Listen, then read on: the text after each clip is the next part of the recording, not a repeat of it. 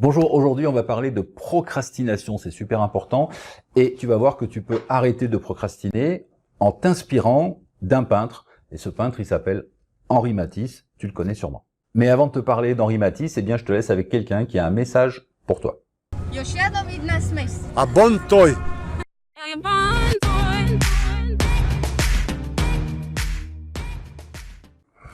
Alors Henri Matisse, tu le connais peut-être, c'est un peintre, donc c'est la même période que Picasso. D'ailleurs, c'est des concurrents, tu vois, c'est-à-dire qu'il y a une espèce, on dit qu'il y avait une espèce de haine, amitié entre les deux bonhommes, tu vois. Matisse disait que Picasso, c'était le seul qui avait vraiment du talent. Picasso disait que Matisse était le seul qui avait vraiment du talent, tu vois. Donc ils s'admiraient mutuellement et en même temps ils se détestaient cordialement parce que évidemment il y a une petite compétition dans les peintres, comme d'ailleurs ça peut arriver dans d'autres business.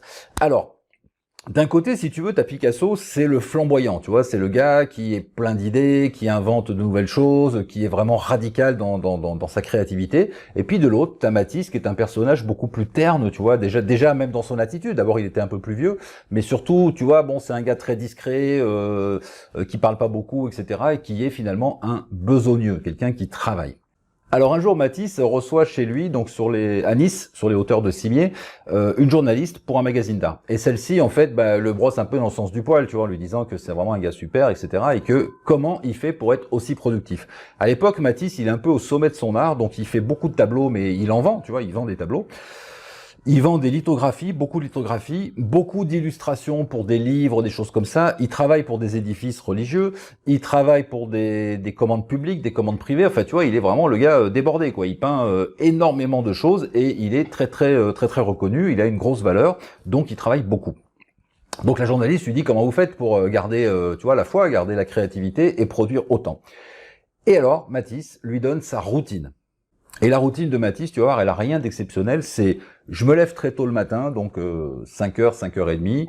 Je me mets sur mon petit balcon parce qu'il y a une vue sur la mer, il y a des petits oiseaux qui viennent manger. Je distribue du pain aux petits oiseaux, je me fais mon petit café. À l'époque, je croyais qu'il buvait même de la chicorée parce que c'est un gars du Nord, tu vois. Donc voilà, il prend sa petite chicorée, etc. Et puis ensuite, il prend sa petite douche, etc. Voilà. Et puis il y a la bonne qui arrive pour faire le ménage. Et puis il y a aussi des assistantes parce qu'à la fin de sa vie, bon, il a été dans un fauteuil roulant, il avait un peu de mal à diriger un peu tout ça, donc il avait des assistants. Donc ils arrivent et tout, et puis là il se lance, et donc il dit on démarre le boulot vers 7h, 7h30, on se met à la peinture. Donc on peint, tu vois, on fait les projets. Donc il sort ses toiles, il peint, il met ses couleurs, etc., etc. Il fait une pause pour prendre un petit café, je sais pas moi, 10h, 10h30, peu importe, c'est pas précisé. Ensuite, à 12h30 pile, il y a le déjeuner qui est servi, donc il s'arrête, il déjeune, etc. Ensuite, il fait une petite sieste jusqu'à 14h, et puis à 14h, il reprend jusqu'à 18h. Et à 18h, il arrête de travailler, tu vois. Et c'est comme ça, en fait, depuis toujours. Toute sa vie a été comme ça, je me lève, je peins, je déjeune, je machin, je me fais ma sieste, etc. Je me relève, je peins, etc. Voilà, 6 jours sur 7. Il travaillait le samedi aussi, donc 6 jours sur 7. Et c'est comme ça qu'en fait, il enchaînait sans arrêt de nouvelles œuvres, etc. C'est ce qu'on appelle un besogneux, quelqu'un qui travaille, tu vois, il est simplement boulot. Donc si tu veux, pourquoi je te raconte tout ça?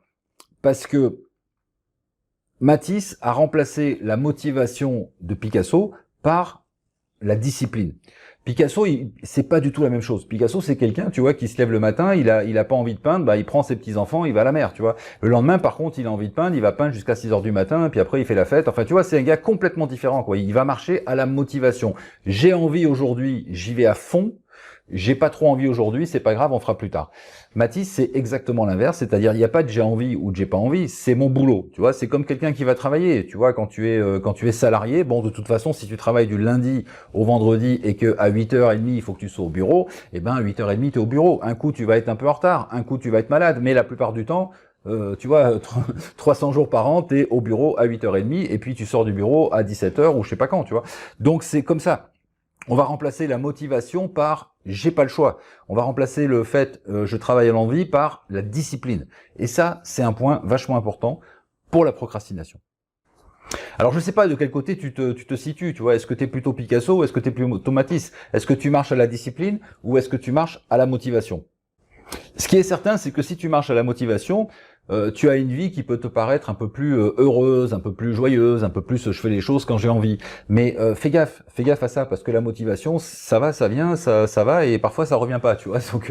Donc il faut évidemment, c'est l'astuce principale de cette vidéo, il faut que tu arrêtes avec la motivation et que tu passes sur la discipline. Il faut faire des séquences de travail. Il faut dire le lundi je fais ça, le mardi je fais ça, le mercredi je fais ça. Alors après, peu importe le système d'organisation que tu utilises, si tu prends des to-do list, si tu as un autre système, bon peu importe. Moi j'ai un système bien personnel, un jour je le donnerai en vidéo, mais c'est vraiment important que ton travail ne soit pas impacté par ton envie. Il faut que ton travail soit impacté par ta discipline. En fait, c'est tout simple. C'est la discipline qui remplace la motivation. Alors, si tu as besoin d'autres conseils de mindset de ce type, mais si tu veux aussi des conseils marketing, copywriting, emailing et communication, eh bien, je t'engage bien sûr à aller faire un tour sur mon site. Alors, tu vas voir, c'est un petit peu spécial. La page d'accueil, elle est spéciale, mais c'est fait pour. C'est pour t'étonner un petit peu. Donc, à tout de suite. Rejoins,